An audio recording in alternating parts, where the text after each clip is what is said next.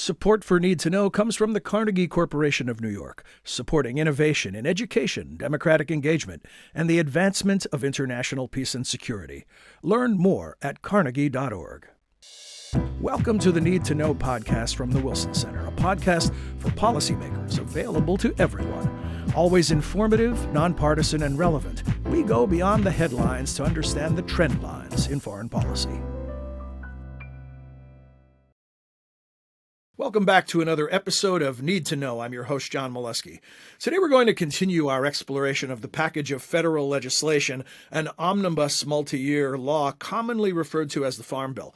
The current bill was enacted in 2018 as the Agriculture Improvement Act. It expires this year. Weighing in at around 1,000 pages, the bill intersects with topics such as healthcare, poverty, climate change, and school lunches.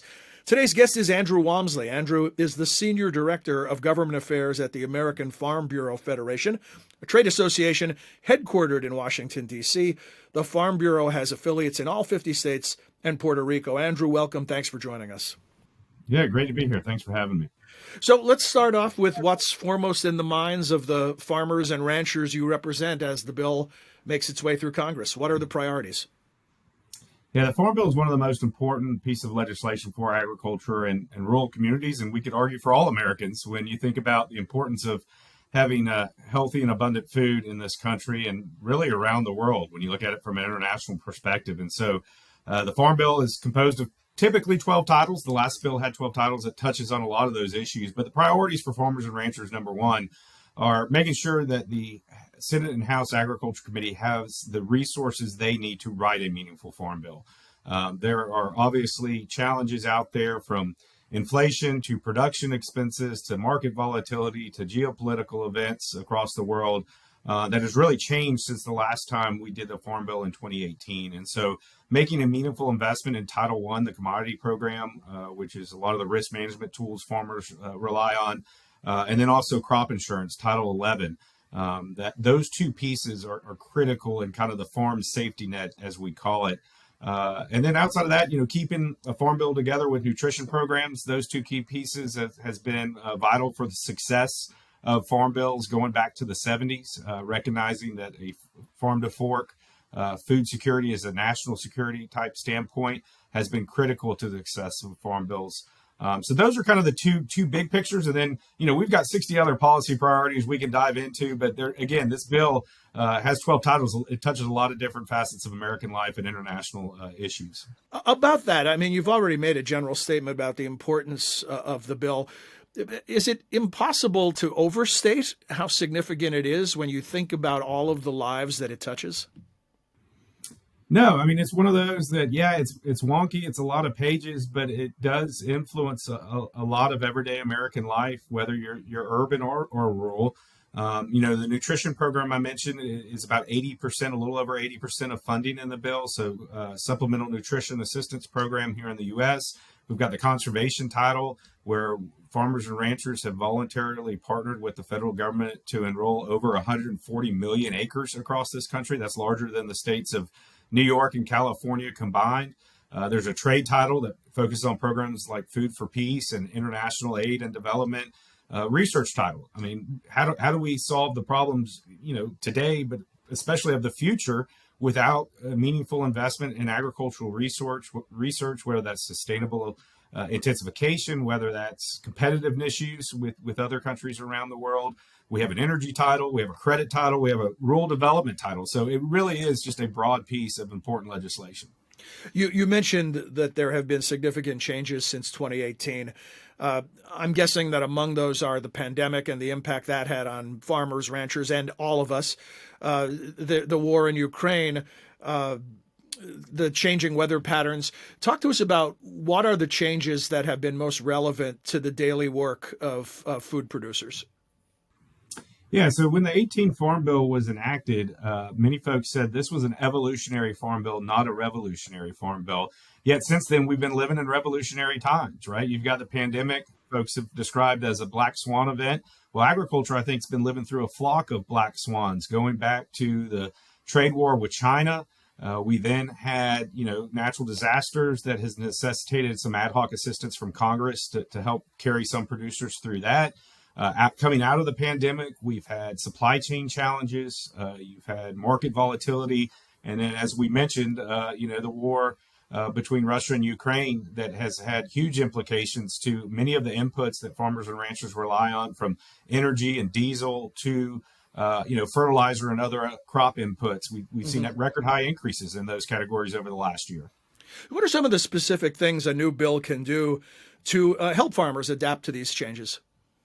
Well, the biggest thing that a farm bill does is provide some certainty, knowing what programs are out there for farmers to work with.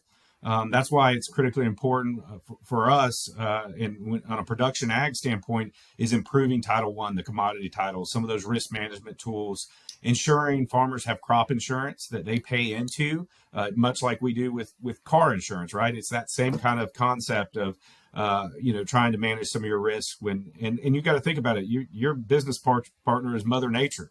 I don't know of a riskier business partner than that.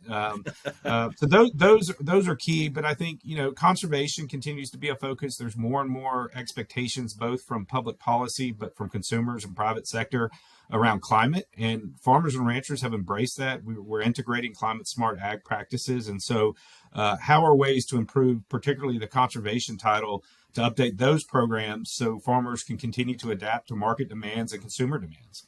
When you look across the 50 states and Puerto Rico, where your constituency lives and works, are there particular areas that have been hardest hit by that unreliable partner, Mother Nature? And are there specific things, when you get down in the weeds, no pun intended, that the bill can do to address those specific areas of most acute need? Yeah, I mean, we've had droughts in the West, and now, unfortunately, almost too much, precipitation, particularly in California. They were desperately praying for rain and snowfall, and now they've gotten more that they can say grace over. We continue to have a lingering drought in parts of the plains in the middle part of the country. I come from Florida originally. Hurricane Ian and just some of the natural disasters from tropical storms and hurricanes. While are expected, we're seeing some of that intensity and some of those challenges increase. And so, again, those risk management tools such as crop insurance, expanding that to more producers is kind of that first line of defense. But then also, when you look at the conservation title, it's not just adaptation or our ability to sequester carbon. That's what makes agriculture so unique, right? We are, I think, one of the few industries, if not the only industry, that can actually take carbon from the atmosphere and through our practices, either store that in our forestry or store that in our soil. But also those practices a lot of times help us with resilience, utilizing cover crops, taking kind of the next step in best production practices as we can integrate those into the farms, a lot of times can make a difference when you have a large rainfall event or you have drought, if you're able to save some more of that soil moisture. And so a lot of the Farm Bill programs look to target that either on the crop insurance side or helping to cost share some of these more expensive practices through conservation. Does this bill become in many ways a de facto climate bill because of the implications of farming and the technologies that you just described when it comes to capturing CO2? Well, the 18 Farm Bill, when it was enacted, many folks said that was the most climate-friendly bill to be signed into law at the time. And I want to argue against that, particularly when you look at the conservation title, you look at the research title. And I think there's more we can do in a Farm Bill, but we also have to draw that fine line, right? I think there's places in the bill that climate can be a focus. Title II, research title, REAP, the kind of the energy programs, the Renewable Energy for America programs, all of those kind of integrate in that. But we also can't lose sight of the importance of, say, crop insurance. It has to be actuarially sound. There's a purpose there for that program that sometimes there's implications in tying into practices. So we want to avoid that. Same with the commodity title. You can't lose sight on the specific purposes of some programs, but there is definitely things in the bill that agriculture is open to having discussions around when it comes to climate. I heard somebody use the phrase, and I'm sure you're more familiar with this than am I, that we've got to stop treating soil like dirt. A little bit play on words as far as the importance of the health of soil for farmers. About this whole sustainability question and striking that balance between the private sector and the government regulation. Talk to us about where are the greatest advances in resiliency and sustainability, and again, how this bill might interact with those.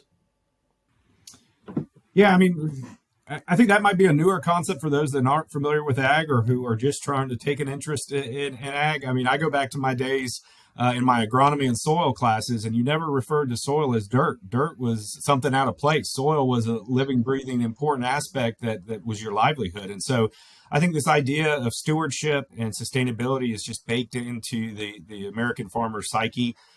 We grew up on our farms and ranches, and or if you're a new or beginning farmer or rancher that has an interest, I think you already recognize that importance. And so you want to make sure you're taking care and leaving the land in the better place that you have found that. And we've seen a lot of progress there. You look at our sustainable intensification kind of idea, that platform that we have to build upon. We can't lose sight of the moral imperative we have in American agriculture to feed nearly 10 billion people in the next couple of decades, right? And so we can't go backwards. We can't lose some of the efficiency, some of the innovation and technology that we do have, but we can continue to get better. And we're seeing that in many metrics, particularly on the climate side.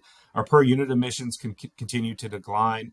In 1990, we would have needed 100 million more acres to produce what we produced in 2022.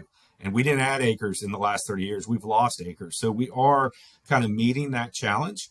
In addition, U.S. agriculture is close to 10%, whereas of greenhouse gas emissions, whereas globally agriculture is closer to 25%. So we have a significantly lower footprint.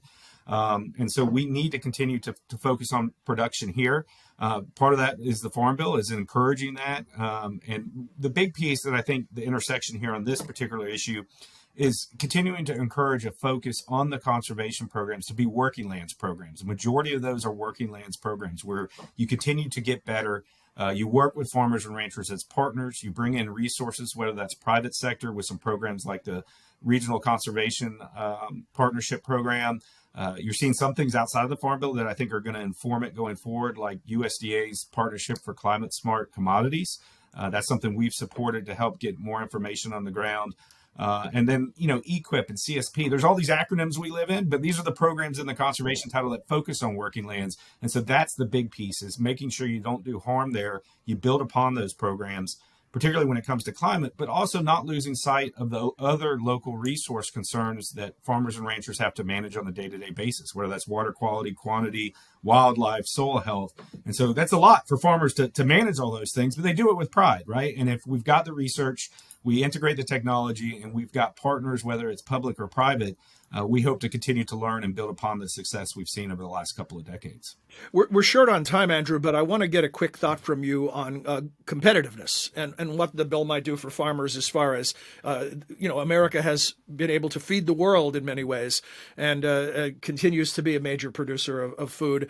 What needs to happen to maintain that competitive advantage and to allow our farmers and ranchers to participate globally? Yeah, I mean, I think, encouraging still on just a basis on the trade title, identifying any barriers to those programs, but also encouraging those from a food for peace standpoint. But the big piece, I think, on competitiveness as it ties into Farm Bill is ag research, right? It's having the technology and innovation. We're seeing countries around the world outpace us here more recently in their investment in ag research. And so I think a lot of the success stories in the U.S. has been tied to our investment in research, going back to the Land Grant Act in the 1860s, then expanding that out to extension agents, getting technology and innovation into the hands of farmers and ranchers, and then just reducing barriers to market entry, whether that's trade or whether that's regulations. Not saying all regulations, there's a place, but making sure there's not things that aren't harming innovation for farmers and ranchers to compete. So before my producer pulls the plug on me for running over the allotted time, I want to ask you one final thought about your expectations for how this passage is going to proceed through the Hill. Obviously we live in a time of, if not heightened partisanship, maybe even extreme partisanship. What are your expectations as it relates to bipartisanship for this piece of legislation? Well, thankfully, the Agriculture Committee has always been a place of bipartisanship, so we hope that continues. We had a lot of partisanship in 2018, and yet we passed that Farm Bill with a record number of bipartisan votes in the history of the Farm Bill. There's going to be challenges. I'm optimistic we'll be able to get it done this year. There'll be some political fights, but you got to have optimism if you're going to be in D.C. I don't know if we'll meet the September 30th deadline. When current law expires, we'll probably need a short-term extension. But if we can find bipartisanship, we'll have a strong Farm Bill before the end of the year. Well, thank you for what's been a very informative conversation, Andrew. And to our listeners and viewers, for more information on Andrew's organization, you can visit fb.org, FB as in Farm Bureau, and visit wilsoncenter.org for information on this podcast and many more. That's all for this edition of Need to Know. Until next time, for all of us at the Wilson Center, I'm John Milewski. Thanks for your time and interest.